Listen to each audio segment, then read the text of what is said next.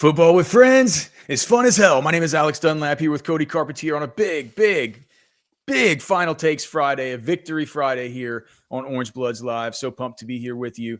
Coming off of Thanksgiving. Hope everybody had a great Thanksgiving. And of course, we had to come back and do a Final Takes because Texas tomorrow is going to College Station to play them Aggies. So we got to talk about that game. We're going to talk about the reignited land battle for recruiting in Texas and some of the stuff that'll be kind of put under the microscope tomorrow with some of these recruits, and sort of talk over some of the recruits that are going to be there at the game, what this game means as far as the I don't know, the geopolitics of recruiting in the state of Texas. And it's Final Takes. So we have Final Takes to get to. You guys know the rules of Final Takes. Cody will put up the poll at some point in the show. You guys vote on who has the best takes, and we will award the king of Final Takes. I think did we tie last week or did you win? I think Texas Beef Traders won.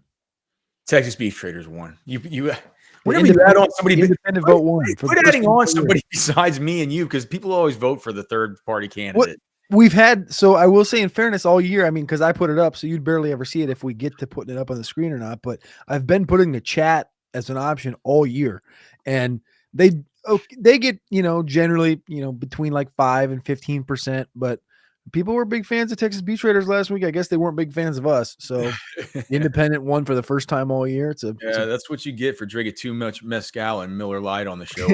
Stuffing your face with meatloaf sandwiches. All right, so I guess we'll update people. So the Egg Bowl right now, we have Ole Miss is up 26-14. They're driving with 3:02 left. Just got a Jackson Dart run up the middle here to about midfield for a first down. So looks like they're going to come away with this one. But that game played closer than this score. I don't think that the committee's looking at this game and saying like, oh, well, that's a 3-loss team that we just got to get in. I think honestly, Cody, that, and I heard it talked about during the broadcast, is that Shane, they started talking about Shane Beamer watching this game and kind of licking his chops. I know that you like that, but bend the knee. That's all I'm saying. I mean, this South Carolina is happening, Alex. I can't wait for it won't be this coming Tuesday, but it'll be the following Sunday. I think that everybody listening to this would be happy if South Carolina got in as a 3-loss team, because that means that there's no way Texas isn't in, even Facts. if they beat A&M. So, like, I wouldn't mind taking taking my own medicine with that thing. But it doesn't mean that Clemson. I mean, they're probably going to beat Clemson. Clemson's pretty fraudulent, dude. Speaking of teams that haven't beaten nobody, like I don't think they've beaten anybody that's currently in the standings in the top 7 of the ACC. Yeah, I mean, yeah, that's what I'm saying. Clemson that's what I mean. I'm saying I think that South Carolina's gonna beat them. I think that they will. I think they're a better team. Let's talk about your players to watch for the Aggies.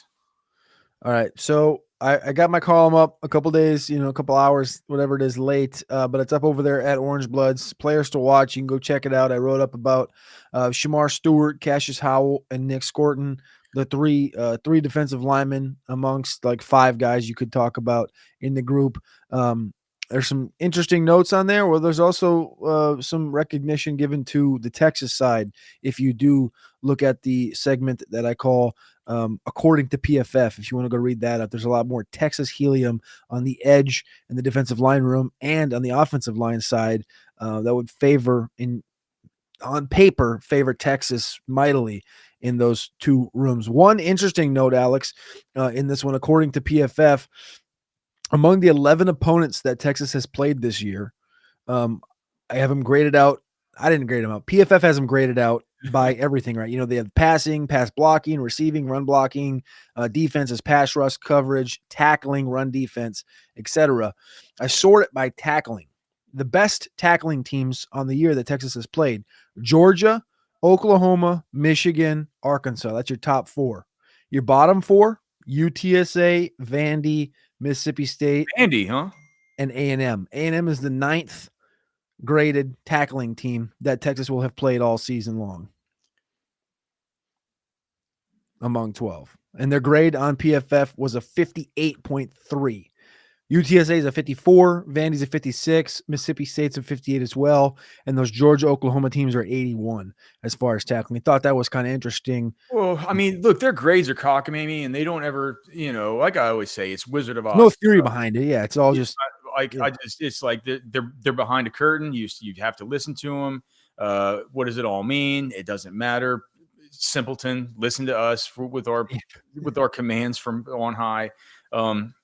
You don't know ball. We're the only ones who can know ball. Just listen to the grade, and the grade is the grade. I think it's unbelievably cockamamie. But I will say this: what I have noticed with being somebody that, I mean, I use PFF for the NFL stuff, right? We use it a lot to look for like route participation and stuff like that. Um, I rarely look at the grades, but because sometimes when you know when they're giving like Quinion Mitchell bad grades for what he's doing right now, they're giving Patrick Surtain bad grades. You say, well, what are you even looking at? But what I have noticed is that whenever there's just a chasm of difference between certain players, it's like even PFF can't screw up that much to where it's like the difference between like what did you say, a 58 and 81?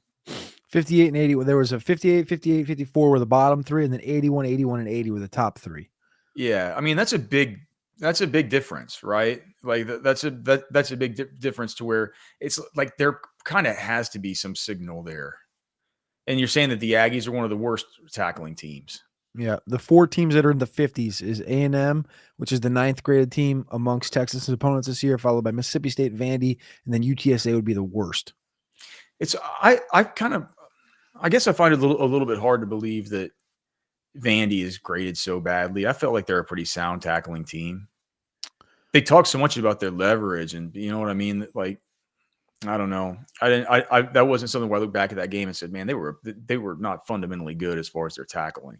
The one thing you do know, though, Alex, and again, we are actually at the last regular season game of the year, or the last final takes of the regular season, is that these teams have played a lot of games, a lot of teams, and with PFF's grades, you could have a bad game or 2 bad games, and I think it could probably swing those grades 5-6 points. So I don't know. I'd have to look at Vandy on a game-by-game basis, but Looks like we're getting down towards the end here of the Egg Bowl. We'll keep you guys updated with that. And before we talk, Cody, before we talk about the land war stuff and get into final takes, I definitely want some stuff to root for tonight in the Georgia versus Georgia Tech game. So let's pull up Prize Picks here and see if there's anything we can get in. Of course, you can go to Prize Picks, use the promo code Orange Bloods for deposit $5, get 50 free dollars, and then make it into a bunch more. Cody, I just got look at this lineup. I just got swindled on. So I had it. I had all these, but I had Aiden O'Connell push at 35 passes. oh, so you still cashed a little bit, but yeah, I cashed a little, bonk. but it would have been a lot better than just $100 on that one. Did you get in on the Tory Taylor miss of yesterday? Yeah, I did. I did. But dude, I had a good. This was a good one from yesterday. This one with Goff, Bates, and Tua. But Nice man, work. that dude, the simulation model, Cody. Like, did I share it with you this week? Yep. You need to look into using that thing too, man. It's been really good. Okay, so all right, so Georgia. What do we have here? So Aaron, Nate Frazier had a good week last week. He rushed for 136, but it was against UMass. So I think this number's a little bit inflated. So if you wanted to go less, you could. Tennessee, he rushed for 68. Ole Miss, 47. The Gators, he had right at this number, 82. And Georgia Tech is the 31st ranked run defense, averaging just 121 yards allowed on defense rushing. I think that number's a touch high. I don't want to. I'm not Do you actually like it, or do you like it? I'm telling you, I would go lower, but I'm not gonna take a lower. All right. Well, I I can't. I don't I don't care about taking lowers. Um, Carson Beck. Um, The hires I take is I have Arian Smith at 45.5 receiving yards, and I was thinking about taking Beck as well. higher. Yeah. What about on the Georgia Tech side? Anything? On the Georgia Tech side, you have Haynes King. I think his number, which one is it here? They disappear. They're not here anymore. George. Okay, so I see here Jamal Haynes, 47.5 rushing yards. Um, No, that's not. So Haynes King had numbers up, but now they're not there anymore. Um, Haynes King has rushing plus receiving TDs, but not. Yeah, yeah, I don't want to take that. Eric Singleton. Like, shouldn't I take this guy? Eric 39 and a half. Singleton? 39 and a half receiving. Yeah. I think he's fine play. I wanted to take the running back or the quarterback, though. So Jamal Haynes is at 47.5 rushing. It's a little high. Okay, It's a and little then high. I is think there? I think Singleton. If I can't get Haynes King, I won't take Haynes King rushing, but obviously they're not going to offer to us right now, which is unfortunate. What do you mean? Obviously, why would they not be offering it to us? You think? I don't know. Okay. Do you think Carson Beck has an interception number? I didn't look for it specifically. No, he doesn't. But I do was you gonna go- do I was you gonna- do you like Beck in this game? I like Beck. Yeah, I'm gonna take Arian Smith and Beck, and then I'll probably just gonna put Singleton in here. But not Nate Frazier. No, All right. Well, I'm gonna just do the same one as you do. You do 4.25x on this. See if I can make a little bit of money here. Do $30 to make 127.5. All right. don't forget to do your Flex Friday opt in as well over there on Prize Picks when you use your promo code Orange Bloods as well. Okay. Cool. Is this thing gonna? Is it gonna take it? Probably not Well, for you.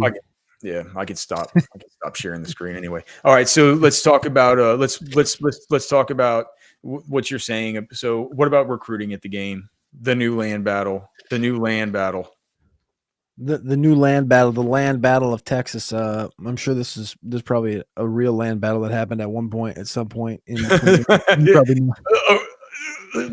Been more than one, Cody, and then and that's So, just and then, um, yeah, the man. thought of it came up firstly. So I have some notes in my column today, but the one of the first notes was that Catch made.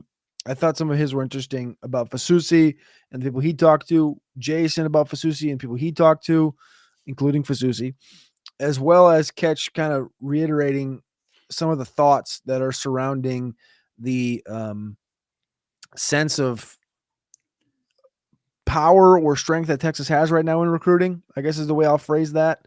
And the reason I brought up like a recruiting land war is because this game really hasn't had any, not really hasn't, it straight up hasn't had any bearing on recruiting in totality for the last decade plus because there hasn't been a game, right? So there hasn't been like well, we got to one up on them. It's been head-to-head recruiting with A&M in Texas and Oklahoma, but there's been no like, we beat them this year, so now you gotta favor A&M, or Texas beat them this year, so now you gotta favor Texas. And there's a little like, there's a battle there, just like it was or it is with Oklahoma. And Catch has kind of reiterated that there's a lot that the people he's talking to has weight on this game, and they want to keep that strength going forward and keep that momentum going forward into the next couple of classes into the transfer portal, and that a hiccup could be approaching if a loss was to take place this weekend. And then coupled into that was in my column, I was over there, I was doing some more behind the enemy lines stuff on AGL, and there was a list of all the recruits. There's recruits in the 2025 class, 6, 7, and there's even a kid in the 2028 class that's going to be visiting for A&M. And amongst the 2025 and 2026 class is a bunch of names that everybody knows. Nick Townsend, out of Decaney, the athlete, the edge slash tight end that's committed to Texas right now. Lamont Rogers, the tackle, committed to Missouri. And obviously Fasusi, the offensive tackle, committed to Oklahoma, who was just at Texas last weekend. And then the 2026 class, offensive lineman that we've talked about the last couple of weeks, Zayden Krempin from Prosper, Papungatoa Katoa out of Ulysses Trinity. Our favorite running back, Javion Osborne, Tank King, the linebacker out of Port Arthur, Kosiak Paula, KJ Ford from Duncanville, the edge rusher. That's a couple years younger than obviously Colin Simmons, Jamaria Carlton. And then the other note that Jason had up today was Anthony Jones, the edge rusher from Mobile, Alabama, that chose to go to Texas A&M instead of Auburn, Alabama, which is basically just in his backyard. So a lot of recruits will be at this game, 46 that they had noted just in the next two classes, plus 2027, 2028 as well. Well, look, I mean, you don't want to lose to A&M, period, right? It's like, if you're Texas, you don't like, you just don't want to lose to A&M. But I do think that it's the kind of spot where, I don't think that Texas has done any. I don't think that Texas has done anything to put itself in a spot to where, if they lose versus Texas A&M, that it's anything more than just like, okay, well, as far as recruiting goes, that's certainly not optimal. I don't think it represents it doesn't represent a landmine. You know what I mean? Like, it's not some kind of surface to air missile. It's like, it's something where it's like, well, that's not perfect. That could throw a wedge in this and this. And then look, man, like these recruiting classes, I understand that oftentimes, I think you kind of win them on the margins, right? That, like, it comes down to just, did you win this battle versus these guys? Did you win this battle versus these guys? And then in totality, did you manage to take most of those? If you throw a wrinkle in with A&M, that could, what if Fasusi flips and like it has some kind of influence on it? Well, like, it's like that is one of those missiles, right? It can become one if it's the wrong kind of situation. I think that Mike Fasusi is wrapped into this whole riddle is something that's interesting to me. Although, man, after reading Jason's War Room, Jason's putting out vibes like he's like, this is not. He's like, I don't think Jason thinks that Fasusi's going to flip anymore. And that's interesting because, like, the first thing that Ketch kind of prefaced his thing with was, well, I fully acknowledge all of the reporting that Jason is doing and going to make in the next section. And then Ketch went on to make his spiel. Yeah, but see, Ketch's spiel comes from a source inside the Texas program and what he thinks, whereas Jason's spiel comes directly from the mouth of Mike Fasusi. I know. Isn't that interesting? Isn't that just a weird dynamic? Yeah. So, I mean, I get it, but it's just like, who are you going to believe? Like me, or your lying eyes? You know what I mean? It's like, I don't know, man, what to think of it. I'm not quite as bullish on the whole Fasusi thing, but I generally think this. I've always been of the mindset, whenever Texas was going up against Texas A&M in recruiting, that you were always going to cede some ground in Houston and in East Texas. And whereas if you start ceding ground in Dallas, right, you start ceding ground in any of, like, the Lake Travis, West Lakes, that's when you know that it's trouble. And clearly, Fasusi marks trouble. Right? Like, Texas is going to get its players out of Houston. A&M is going to get its players out of Dallas. But I think everybody that's followed the program closely understands that Texas and Texas A&M are going to go head to head for certain recruits, and I think that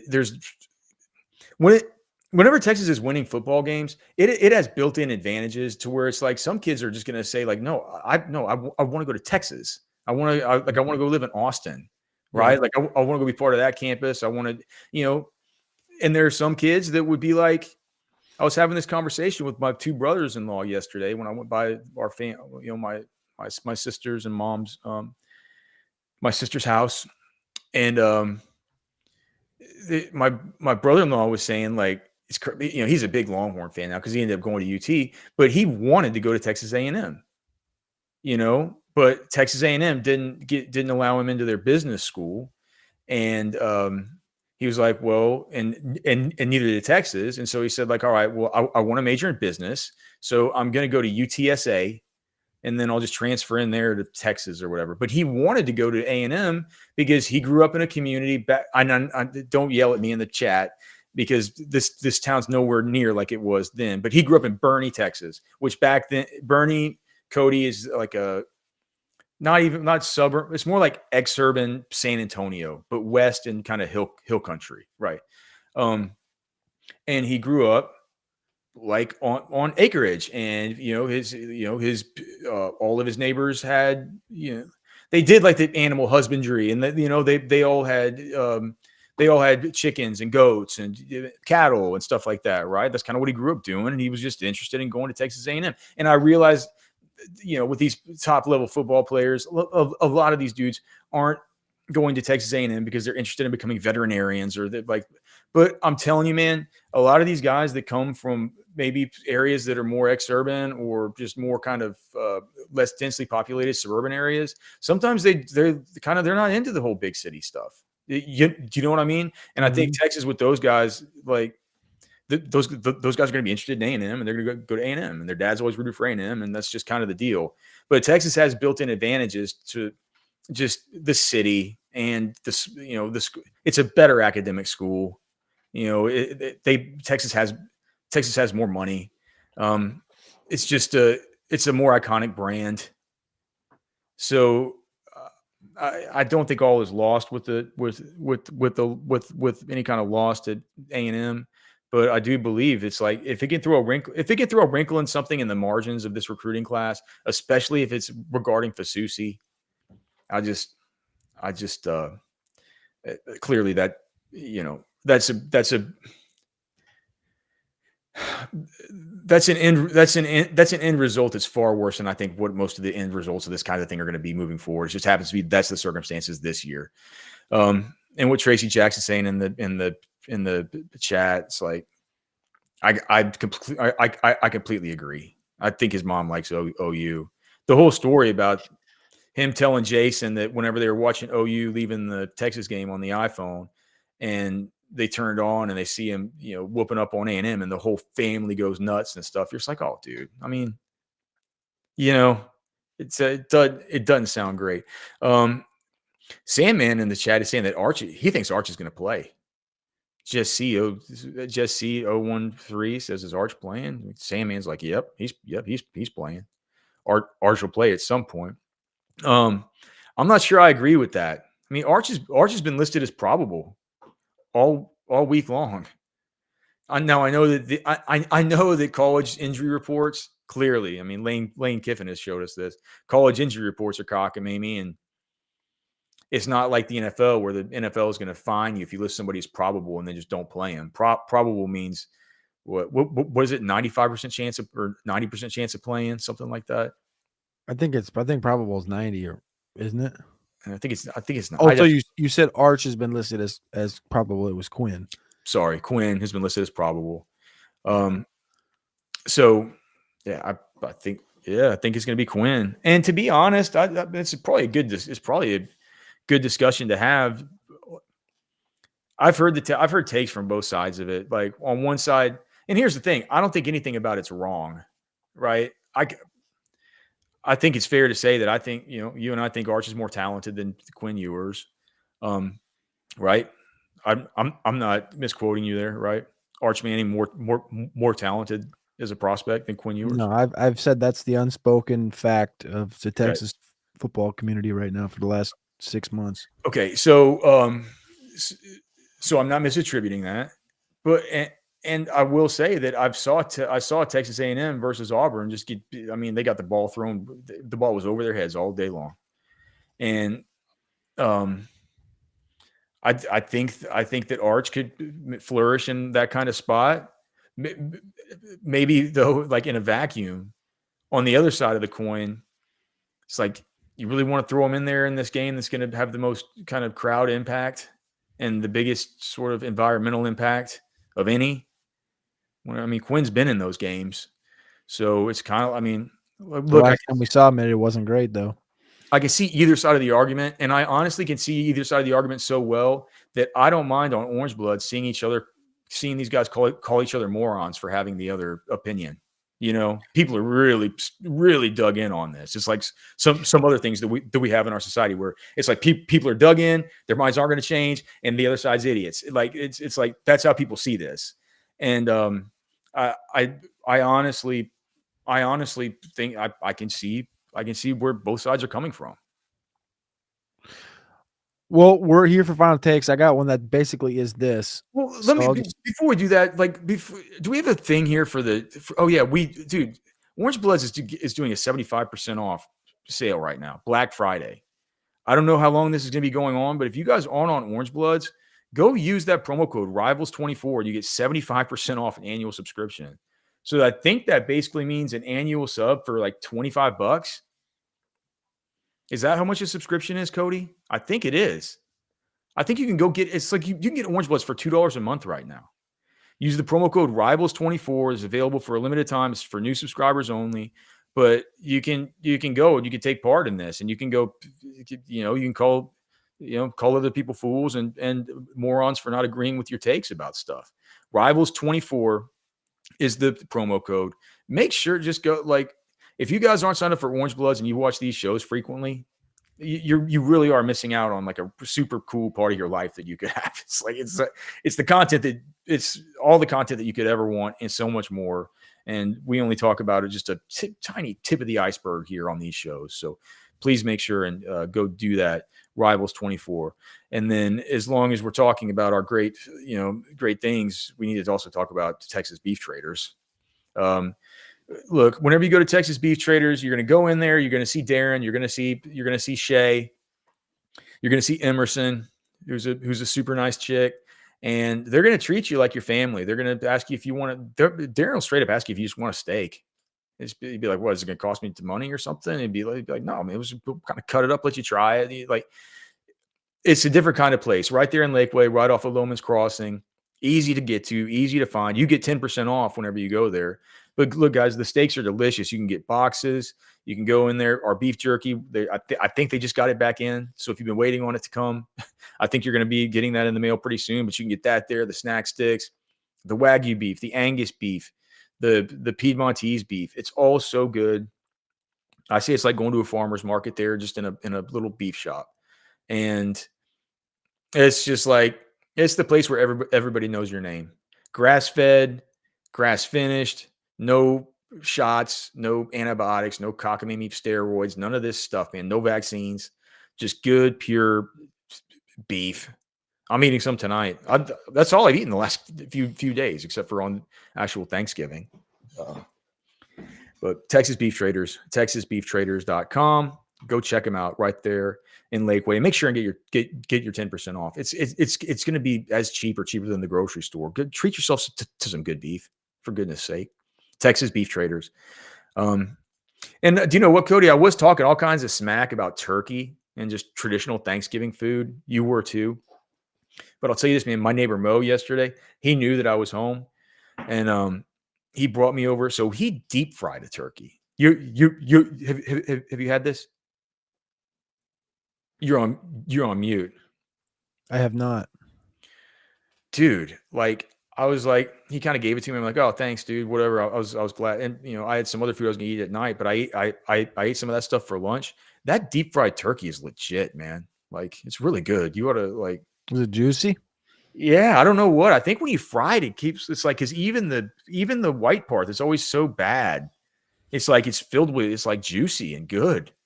So like I didn't even have any part of it that was like, but it wasn't like fried like a fried piece of chicken. None of it was even. It was cut up just like a regular turkey. Yeah, I But saw RFK's video when he did it, so I saw it wasn't like too crispy or too like a KFC chicken. I saw it was like just the perfectly crispy skin.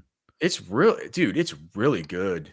It's really good. And yeah, I saw that video too, and so it got me curious about Yeah, kind of the process of it. But here's the thing about it though, like you can just type in deep fried turkey, and one of the things that'll pop up if you're on DuckDuckGo, Is it it'll like, fails? yeah, it'll or like bloopers, Yeah. and you can mess this you can mess it up bad, dude. They like people have ruined their lives over fried turkeys, man. Like the like that like the house goes up in flames and stuff. I don't think you can ever do this indoors. No, no, no. Yeah. That I've looked at the pots and doing the propane outside and stuff, and I've like looked at it. I'm like, man, I just don't like turkey enough to like Right. buy that and do that. Like if I'm I'm gonna do telling that, it's gonna be because I'm probably gonna do like crab or some type of seafood boil in that. I'm not gonna do it because you know what I'm saying? Like I'm not gonna buy that whole no, I get contraption it. turkey. I get it. I honestly think that it's kind of good enough to justify it. It's a little too dangerous, but dude, it's actually really it's actually really good. So I take it back. Everything I said about turkey. If you're going to deep fry it, that's actually very good. Um, All right, okay. Final takes. final takes. All right. So the one I had about Arch and Quinn, since we were talking about it, let's call it 12 drives on Saturday. Quinn takes the first snap of how many of those 12? Honestly, truth serum here. Don't just take the layup. Really think about it from all perspectives. You're winning by 20. You're down. He's hurt. He breaks down. Like Georgia, he misses a drive. Whatever happens. How many of 12 drives does Quinn take the first snap on? I, dude, I think if you set the Vegas line here on it, I think the Vegas line on this prop would be 10. 10.5. Bingo. Bingo. It would be 10.5. Um, because you got to build because you have to build you have to build in, well, for one, build in injury, build in build Winning. in garbage time, and you got to build in benching. You know what I mean? And I think between those three things, I think that the number is, does he play more than 10 drives? So um I I can't see this game getting out of hand enough to where Arch gets to play. I mean, if Quinn is fine and it's like things go bonkers, um, I still, I'm not sure I see it. Well, I mean, you have to build in the fact maybe things do go bonkers and Texas gets up 35 something, and then they go out first series of the second half and go up 42-0. Maybe then you do see Arch for, the final, whatever, 6 series of the game. But that's I'm not sure it's gonna. I mean, I think this game's gonna be closer than that. I predicted this to be 28-17. And that almost to me, that could easily be something where it's like 28-24. Could easily be could easily be Aggies 28, Texas 24 or something. Um, so I'm gonna say 10.5. Or is that a proper answer? You can say that. That's totally fine. I think that probably answers the question better than I could have asked for. So final takes. Good answer. All right. Let's see if I have one. Final takes. Final takes. Okay. How about this one, dude? Speaking of A&M, how good is Nick Scorton? Pretty good. I mean, pretty good is He's not Von different. Miller. Pretty good is different than the way he's being treated right now by the people in the draft community. Yeah, I mean his current ADP right now on the mock draft database is 13th overall, with the most common landing spot being the New Orleans Saints, the 10th pick overall. Second edge rusher off the board after Abdul Carter, before James Pierce, who before the season was predicted as the first overall pick, the edge rusher from Tennessee, ahead of Michael Williams from Georgia, who Texas obviously already played. I think if I'm drafting today as an NFL GM, I'm taking Michael Williams over Nick Scorton. I think Scorton's good. I don't think he's elite or anything like that. Well, he only has 5 sacks this season. Yeah. I think he's 10th in pressures in the SEC and 5th in hurries. Well, I mean, we know that sacks don't tell the whole tale, but Yeah. he's certainly not. Where was he at Purdue before? Correct. He had hasn't sacks. he hasn't come. He's kind of done the Trey Moore thing.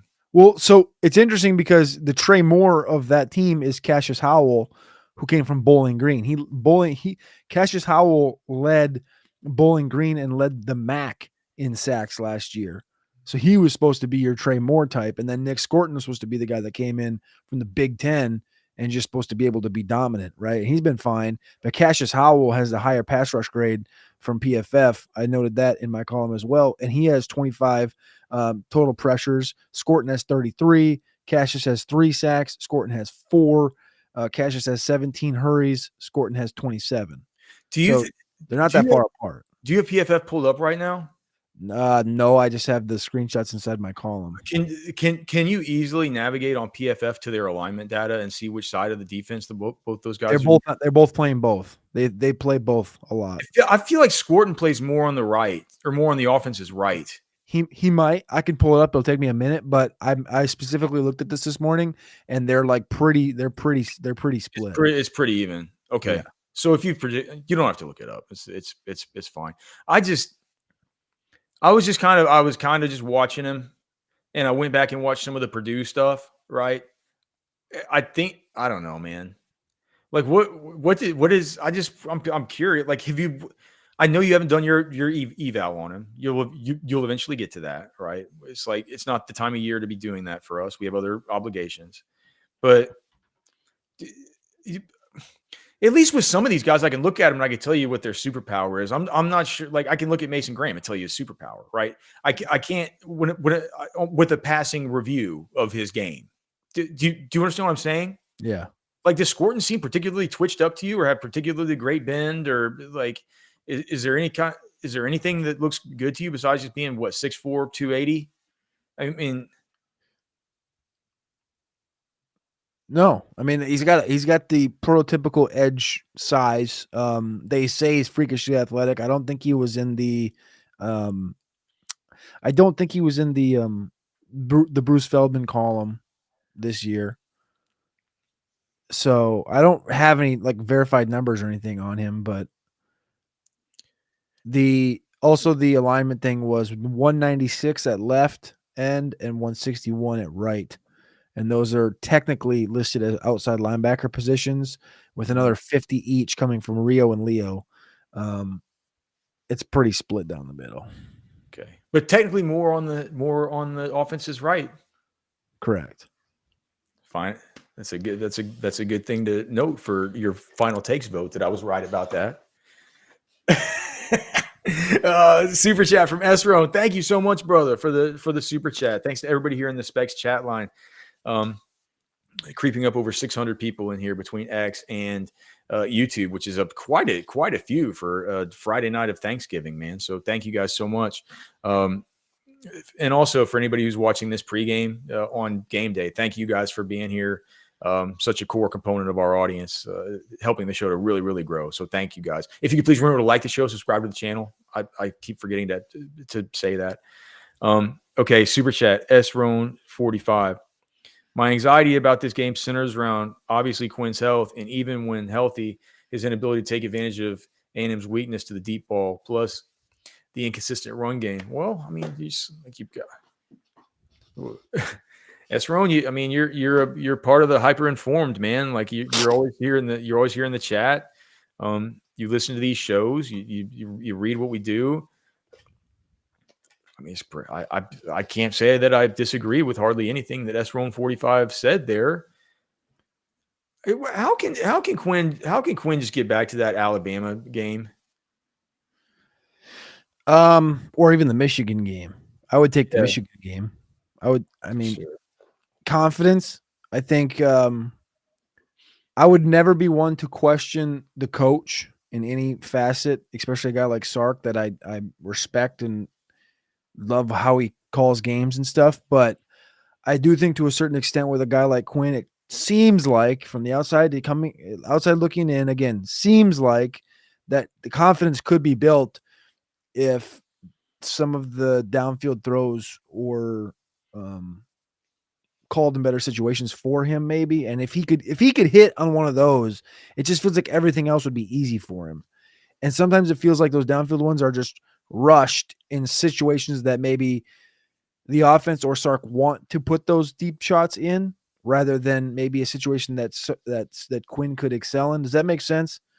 And I I did. think that's a big thing. If he could connect on something or put a ball somewhere on like one of those mid crossers to like a Ryan Wingo, and you know that he's going to hit his head on the crossbar, like and Quinn can like see like, ooh, I perfectly timed that, and he was able to take it to the house and create yak, like something like, a couple throws like that, back to back throws like that could really, I think, kick Quinn right into gear, right back to where he once was. Yeah, it's like Sark always says about the free throw shooter, about the home run hitter in baseball. It's like once you hit that one, it gets you back in the zone, right? I've been waiting a little while for Quinn to get that deep ball back. Yeah. It's like I mean we've seen him do it. I've seen him do it in practice all the time. I've seen him do it in games. Just man, like the one to Bond, the one to Wingo in recent weeks. It kind of reminds me of the stuff that would happen with Worthy at times, where he's just like, what, like, why aren't these two on the same page? You know, it's like it's like gold. It's like he's got this mind meld with Matthew Golden, and like, man, dude, why not take one of these deep shots to Golden? Maybe that can get. Maybe that can get. That's his binky, dude. Like take a deep shot to Golden, get the guy a little bit of confidence, because you can Fair. throw in this Aggie secondary. Okay, do you want to do a final takes, or do you want me to do another one? I put a ton of them in here. I'll do one just because it's right off the one I said before. Basically, UT and A&M more likely a 3-point game than a 3-score blowout. I think that the 3-point game is the more likely outcome. A&M is a top 20 team. When Texas has played these kinds of teams this season, the games have been. Not Oklahoma, but a ranked Vandy team. You know what I mean? It's close. I guess Michigan wasn't close. I don't know, man. I just don't get the feel that this is going to be some kind of Texas blowout. I love it. I love the fact that the team, apparently the team feels really confident. The team feels confident and good. Like we're as we monitor the fan base, I don't know about you. I've noticed that people are starting to get a little bit tilted, and this is how this game goes. This game means a lot, and so as the game gets closer and closer, people have more and more time to think about it. They've seen these other games. People just get more worried. I see Sandman in the chat saying he's worried. Like, how often does Sandman come in this chat and say he's worried? You know what I mean? He's the one. He's a we're gonna go pee on the rug kind of guy. I So I don't know if I'm letting some of that kind of creep in, but I do think A&M's a good football team, and I think a 3-score, 21-point blowout. While I would love to see it, I think the 3-point game is the more likely outcome. What do you think? Did you see catches all 22 that he did for this game? I did do a bunch of reading today on Orange Bloods to get caught up from yesterday, but I only saw his title. I'm like, well, Catch says that 19 of 22 positions Texas has the edge at. What are the three that he said that he didn't? Right guard, Armaj Reed Adams for A&M, the only player on offense. Nick Scorton. And that's probably because Texas rotates into guys. Nick Scorton, he put at edge over Colin Simmons. Wow. Okay. That one feels like not quite the Anthony Hill. Not quite the. Haynes. Why didn't we take the Moores? Oh no. Justice Haynes just ripped one. Yeah, man. It must have been like 60 yards. He got holed up in the backfield, and he just spun out, got out, ran it up the right sideline. It was probably for 50 or 60. He couldn't quite house call it. I can't. Is he not? I thought he was supposed to be like super speed burner fast, but he got caught from behind. I I think if Anyway, Georgia loses, they're still in the game next week. So that one unfortunately doesn't have that much weight. But well, that was one of my next questions. But you go ahead and finish what you were going to say, and then I was just gonna say the Scorton over Colin Simmons thing isn't. I don't think it's quite Danny Stutzman over Anthony Hill like Catch did earlier this year for the All 22. But I think I would personally probably take Colin Simmons over Scorton. And then the third one is Torian York at middle linebacker over LaFau. oh. Yeah, he's saying it was the Uncle Mickey saying it's the RB. Oh, Nicholas Singleton just steps out on a nice what would have been a nice catch. Isn't the running beat I know the quarterback's Haynes King, but I was isn't the running Justice Haynes. Justice Haynes? I wasn't meaning to talk about the quarterback there. How about this one? Um, do So this is what we just said. Do Texas fans have any real rooting interest in this Georgia versus Georgia Tech game? I mean, honestly, I'd rather have Georgia win. I would rather have Georgia win and not be pissed off. They have an extra day off. I wish Georgia Tech pushes these guys to the limit, makes them work for 4 quarters because Georgia gets an extra 24 hours to prepare for the SEC championship. So I think I would just say that I think Georgia Tech pushes them to the limit would be the most ideal situation, but Georgia still wins because if Georgia lost, I think they'd be a bit ticked, and you don't want that. All right. What do you got for final takes? All right, final takes. Trey Wisner is averaging about, these are rough estimates. I didn't actually do the actual math, around 58 yards per game before last weekend. He will outrush Marcel Reed this weekend, who's averaging 53 yards per game over the last 4 that he's played in as quarterback as well. Obviously, Wisner's number is not including last week's 150-yard outburst. So Wisner outrushes Marcel Reed. Yeah. I think Marcel Reed's gonna take some sacks. So it'll start him out in probably a 25-yard hole. You know what I mean? Yep. And Texas has done a pretty good job this season as far as limiting what running backs do with what running quarterbacks can do with their legs against them. They've actually had good game plans against these kinds of guys. So Like Pavia. yeah, they didn't completely neutralize them, but they've had a bunch of these dudes like Taylon Green, Pavia. Pavia had 67 on the ground, but he had 16 carries. Yeah, well, that's the thing. If Pavi's running 16 times, you're going to be fine with him just getting 67 yards, especially whenever there was only one true explosive. Yeah. Van Buren can run. Trying to think. There's one who's the other obvious runner that they had to face. Maybe that's it. Vandy, Florida, no. Arkansas, Taylon Green. You said that already, right? Yeah. Oklahoma, Michael Hawkins. Yeah, Hawkins. Yep. They've done good against those guys. So I think that, yeah. I mean, and also I do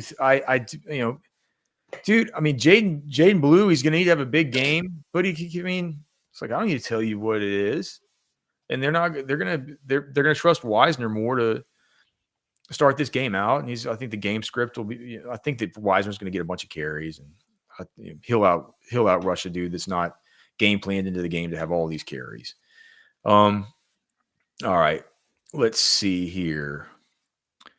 We got one game left we got one game left in the regular season. Your favorite player to watch on the 2024 Longhorns has been? Ooh, that's interesting. Just your favorite to watch. You just love watching this guy. Gosh, it's got to either be Simmons or Taff. Can't believe you need to bend the knee on Taff. Either Simmons or Taff. Okay. I mean, for me, it's for. I mean, the best player on the defense is Anthony Hill, but the one that I think is most fun to watch is just Simmons because you never know what's going to happen. Yeah. You kind of never know what's going to like. Hill's fun. Hill's super fun to watch too. But those are the two that immediately popped to my mind. All right, let's see. I'll get that one out. I got a game day one. All right. All right, final takes. Did College Game Day drop the ball not having Motor City Dan Campbell sitting next to Pat McAfee on game day? Well, they could have done it with the scheduling, I bet. That's why I asked it. He played on Thursday. He could have easily made it down there. It would be a great College Station game day picker. I mean, that Great. would be Great picker. Yeah, I mean, that's like honestly the total nuts. I wonder They got Dude Perfect. who? Dude Perfect, the YouTube guys. Oh, I mean, I think my son watched these guys. Do they make basketball shots? Yeah, football shots in stadiums. They have a video at Kyle Field making a football into a hoop from like the top deck. Yeah, are those guys okay? Like, Oh yeah, they're cool, but I fine that mean, my sons?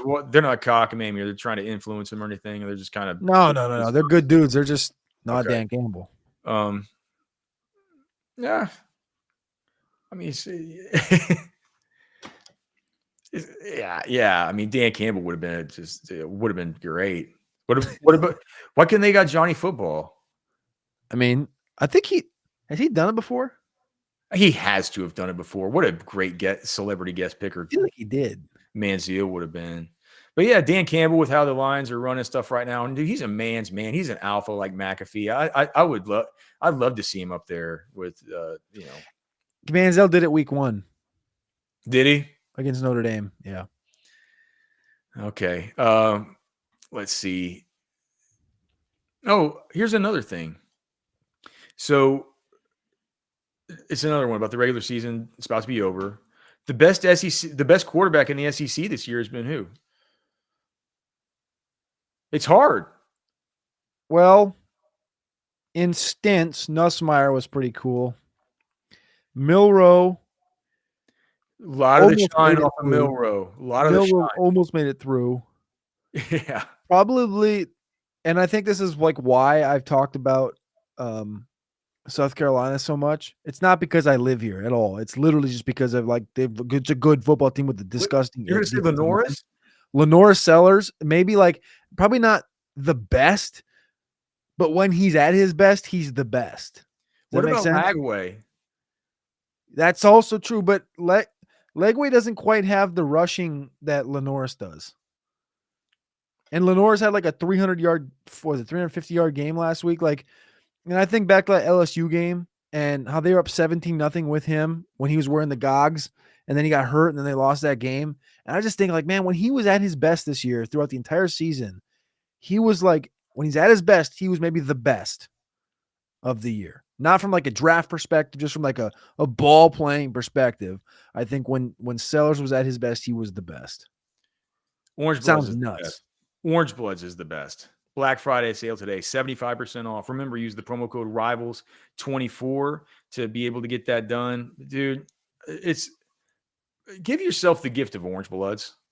It is, if you think you're like, man, I'm getting enough content here on the YouTube channel, and it's like you really just got to try it, and you're not going to get this. You're not going to get a better opportunity than this. You're literally getting it. It's 1/4 of its regular price. I think it's going to cost you like $24 for a whole year of Orange Bloods, and that's like blood, sweat, and tears from me. Like, we work hard to get up all the content. So make sure and go check that out. Also, make sure and check out Poncho Outdoors. Just great shirts.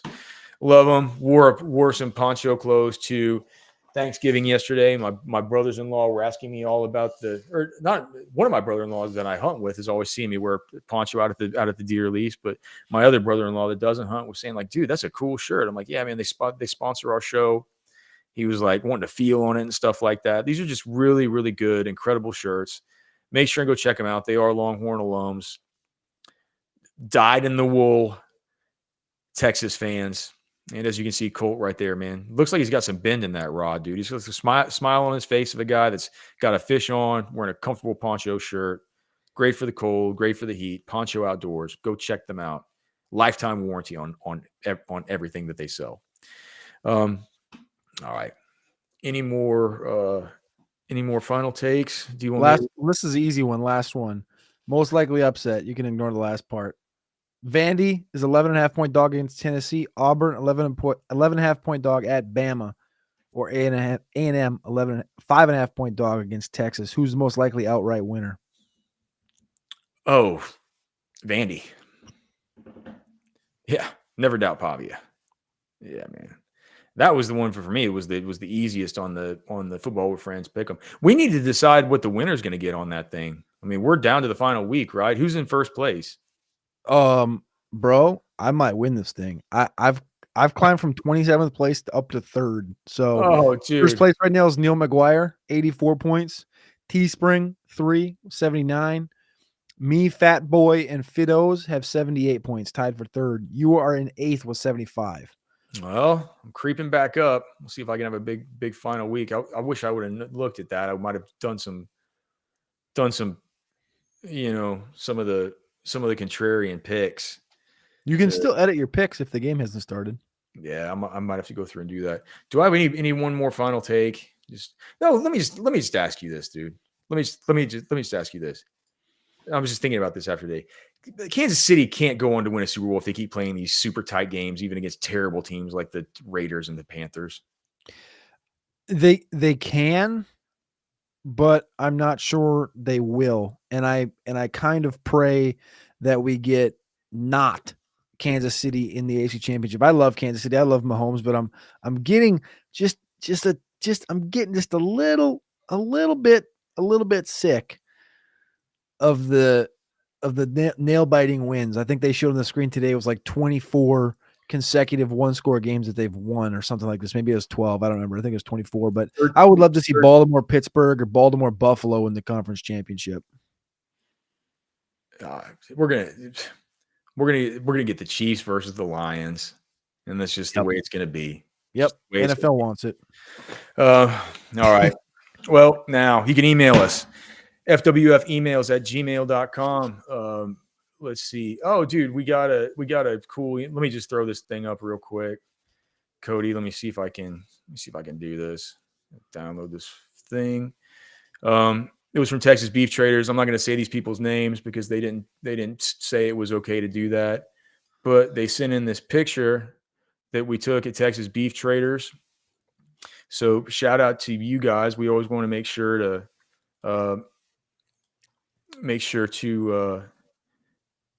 include this stuff. But there we are at Texas Beef Traders with our good friends.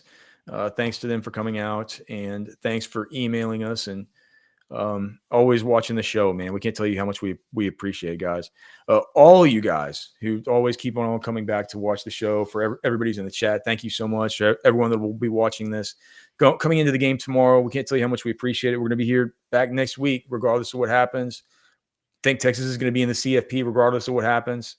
But it sure would be nice to come back to a victory Monday. So go out, have a great weekend. Hopefully you still get to hang with some of your friends, some of your family. We wish you the best. Let's hope for some good football. God bless you guys, man. God bless your families. For Cody, I'm Alex. We're done.